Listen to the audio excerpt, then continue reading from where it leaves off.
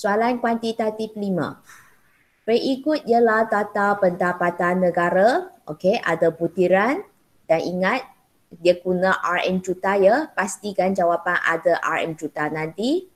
Okey, ini adalah maklumat-maklumat yang telah diberikan dan daripada soalan yang berkaitan, dia minta anda berdasarkan maklumat di atas, hitung pendapatan negara dengan menggunakan kaedah perbelanjaan dan juga kaedah pendapatan. Okey, sekarang soalan Miss. Dia kata hitung pendapatan negara. Kalau pendapatan negara, dia sebenarnya sama dengan apa? KNBKF. Yes, very good. Kita kena tunjuk sehingga kita dapat KNBKF. Ingat itu maksud pendapatan negara.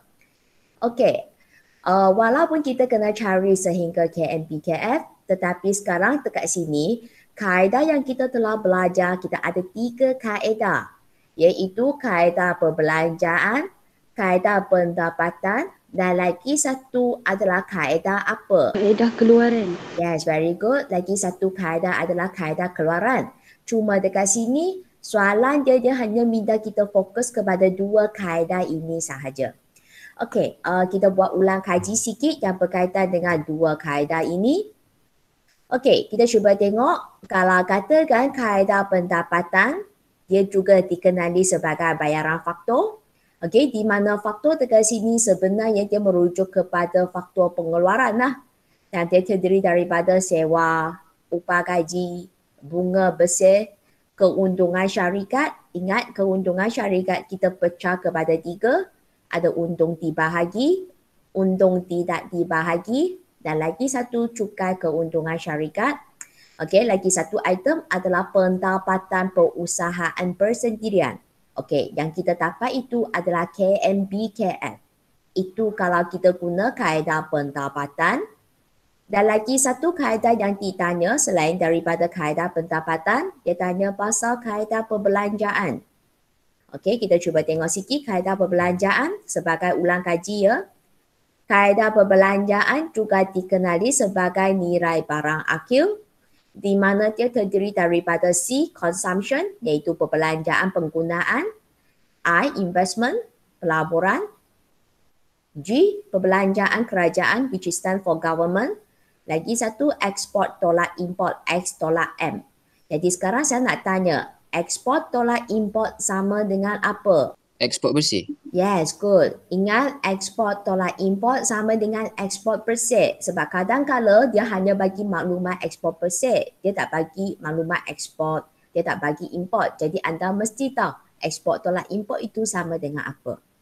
Dan selain daripada itu, kita kena tambah lagi satu item yang berkaitan dengan perubahan stok. Perubahan stok ada satu nama lagi. Apa nama itu? Perubahan dalam inventory. Yes, good. Perubahan inventory. Apabila kita sudah tambahkan kelima-lima item ini, ingat maklumat yang kita dapat adalah KDNKHP kalau ikut kaedah perbelanjaan. Tetapi sekarang soalan dia nak anda hitung sehingga dapat KNBKF. Bermaksud nanti anda kena buat pelarasan daripada KDNKHP sehingga anda dapat KNBKF. Okey, misalnya beza antara KNK dengan KDNK ke, beza dia apa? PFBLN. Itulah pelarasan. Okey, sekarang kita fokus balik soalan yang berkaitan. Okey, setiap kali apabila anda dapat soalan yang sedemikian, memang anda kena buat klasifikasi item itu.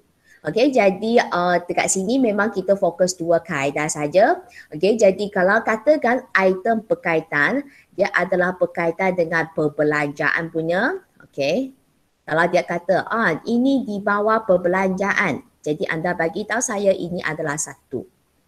Okey, dan kalau katakan item ini di bawah kaedah pendapatan. Okey, anda bagi tahu Miss, Miss ini adalah 2. Dan selain daripada perbelanjaan, selain daripada pendapatan, kita juga ada pelarasan. Itu bagi tahu saya, itu adalah yang ketiga. Okey, pelarasan itu misalnya apa? Tadi Miss sudah bagi tahu salah satu contoh pendapatan faktor bersih luar negeri. Ingat, pelarasan itu yang saya mention dekat sini maksudnya daripada KDNKHP, macam mana saya boleh dapat KNPKF. Okey, dan lagi satu, mungkin item tersebut adalah tiada kaitan punya. Itu anda bagi tahu saya yang keempat. Yang keempat ini maksudnya dia bukan di bawah perbelanjaan, dia pun bukan pendapatan, dia juga tiada kaitan dengan pelarasan yang anda sudah pelajari yang berkaitan dengan konsep pendapatan. Maksudnya itu tiada kaitan lah, tak ada kaitan dengan pengiraan kita. Okey, jadi sekarang kita akan mula dengan setiap satu dan anda sepatutnya sudah buat klasifikasi item lah.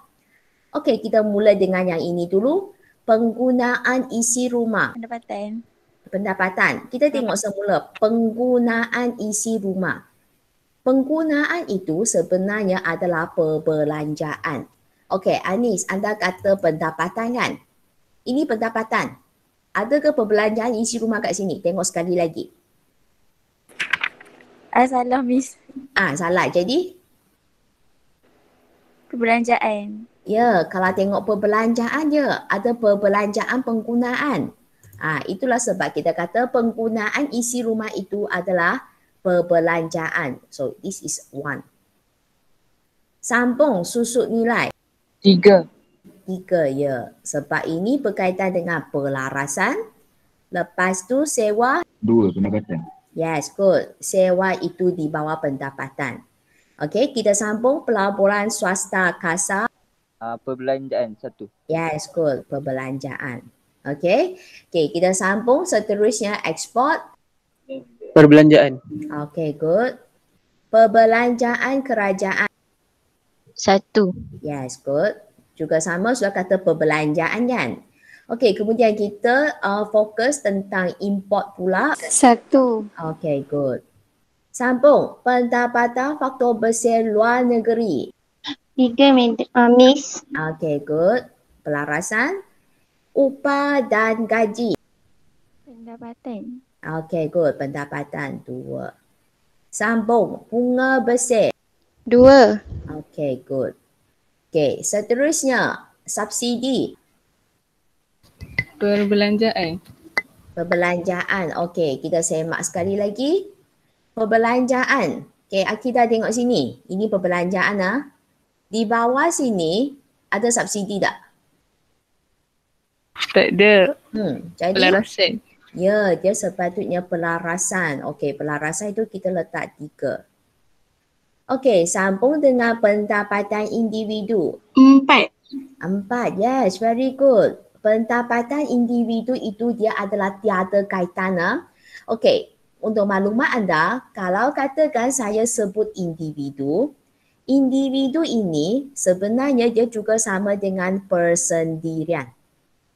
Okey, nama lagi satu ingat, individu juga sama dengan persendirian. Okey, cuma sekarang item ini dia adalah pendapatan persendirian. Mungkin ada pelajar yang kata, Miss, ini bukan di bawah kaedah pendapatan ke? Okey, kita cuba fokus kaedah pendapatannya yang ini. Item yang kelima itu, yang itu bukan pendapatan persendirian. Itu adalah pendapatan perusahaan persendirian atau perkataan perusahaan punya. Jadi bermaksud item yang diberikan dekat sini pendapatan individu iaitu pendapatan persendirian, dia adalah item yang tiada kaitan dengan pengiraan pendapatan negara kita. Okey, jelas ya yang itu berkaitan dengan pendapatan individu. Okey, seterusnya kita sambung dengan keuntungan syarikat. 2. Okey, good. Keuntungan syarikat itu adalah 2. Sambung perubahan inventory. Perbelanjaan. Yes, good. Okay, and the last one, cukai tak langsung. Pelarasan. Okay, good. Pelarasan 3. Ya, selepas anda buat klasifikasi untuk setiap item ini, barulah nanti kita tahu maklumat apa yang kita perlu masukkan. Okey, ingat ya, setiap kali apabila anda dapat jadual yang sedemikian, pastikan anda asingkan dia di bawah kategori mana satu dulu. Lepas tu, barulah anda mula jawab soalan. Okey, sekarang memandangkan anda sudah klasifikasikan setiap item itu, kita mula jawab soalannya. Okey, berdasarkan maklumat di atas, hitung pendapatan negara. Ingat, jawapan anda kena hitung sampai KNBKF. Okey, dengan menggunakan kaedah perbelanjaan. Okey, jadi sekarang Miss pun tunjukkan pengiraan dia. Okey, kaedah perbelanjaan. So, ini soalan A. Ingat, anda kena tulis butiran. Okey, dan jangan lupa mesti ada RM juta. Sebab soalan dia sudah bagi RM juta. Kalau tanpa RM juta ini, jawapan anda kira salah. Ingat dia sangat penting.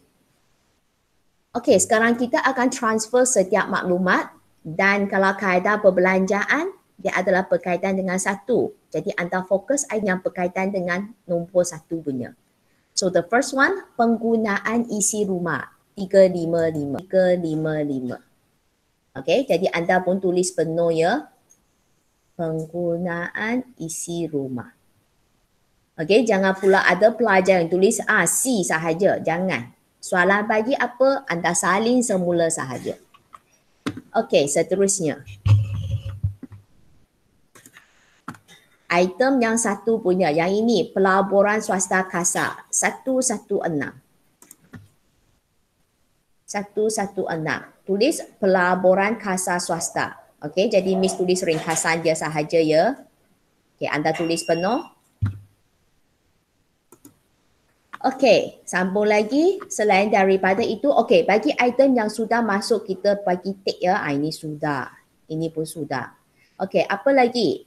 Ada C, ada I. Okey, kita masuk yang ini dulu. G, perbelanjaan kerajaan, iaitu sebanyak 187. Okey, ini perbelanjaan kerajaan tulis penuh 187. Okey, kemudian jangan lupa kita ada ekspor. Ekspor kita 145 pun satu tick. Okey, so yang ini ekspor 145 kan dia ada bagi import kan. Maksudnya anda boleh sediakan satu kolom lagi untuk buat pengkiraan. Dan kemudian ekspor, ingat anda kena tolak import. Dan import kita berapa tadi yang telah diberikan tu? Okey, cari import ya. Import yang ini. Iaitu 171. Jadi anda pun tulis kurungan 171. Dan selesaikan. Yang selesaikan itu, itulah kita boleh tulis dia adalah sebagai export per se. Okey, sekarang soalan saya. 145 tolak 171. Berapa jawapan anda? Negatif 26. Okey, kalau negatif pastikan buat kurungan. Okey, kalau dapat 26, kita pun tulislah 26. Okey, kita sambung ya. Selepas kita dapat export per se itu, tengok semula ada apa item yang kita tercicil ke? Ada lagi satu punya. Perubahan inventory 90. Jadi masukkan 90. Itu perubahan inventory. Okey, apa yang Miss request dekat sini, sebenarnya kalau boleh anda tunjuklah export tolak import supaya anda tunjuk export per se. Okey, cuba tunjuk satu pengiraan sedemikianlah. Dan lagi satu, ingat anda tengah hitung perakaunan pendapatan negara, tengah buat akaun kan. Jadi pastikan anda sediakan jawapan anda dalam bentuk penyata yang macam ini. Okey, sekarang daripada yang kita dapat ini, ini sebenarnya adalah apa? KDNKHP. Ya, pastikan tulis KDNKHP. KDNKHP kamu berapa ya? 722. 722. Kita sudah dapat KDNKHP dah. Tetapi itu bukan jawapan kita sebab kita nak dapat KNBKF. Okey, jadi bermaksud yang seterusnya anda kena fokus tentang pelarasan. Okey. Okey, sebab sini tak cukup ruang ya, kita sepatutnya sambung dekat bawah. Okey, Miss akan tunjuk di sebelah sini.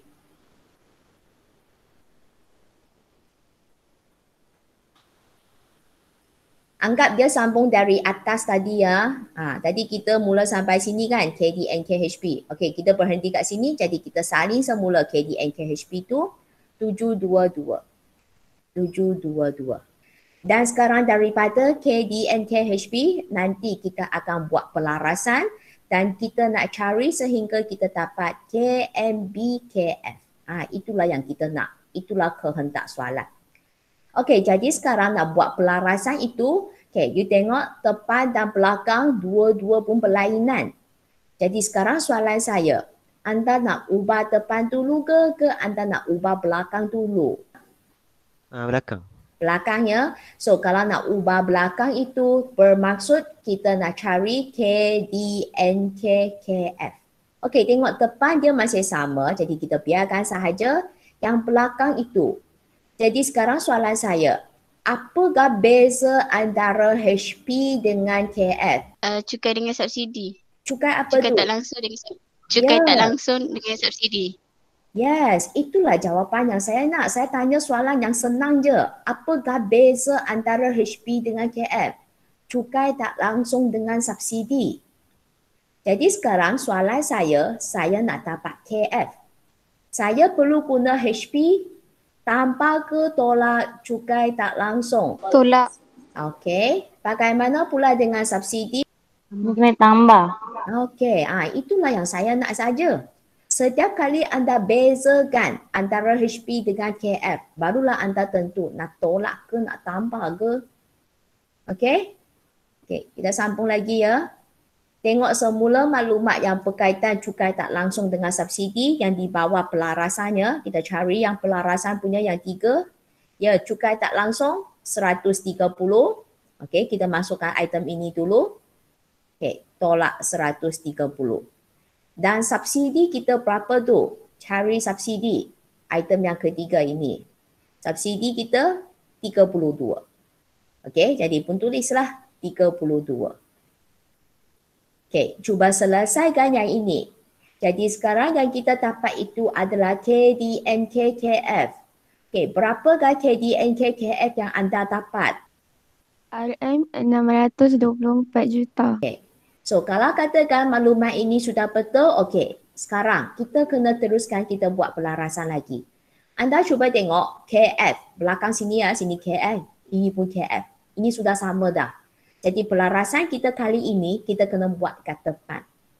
Tetapi sekarang daripada KDNK kita nak cari KD, anda kena selesaikan dapat KNKKF dulu. Okey, jadi sekarang soalan saya. Tengok belakang ini sama yang beza tu depan je.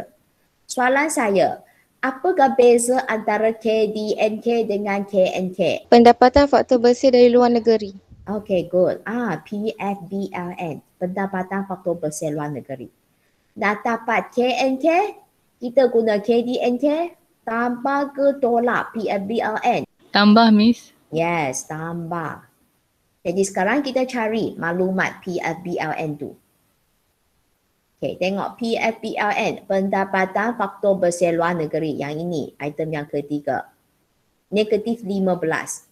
Jadi kalau negatif itu sila buat kurungan 15.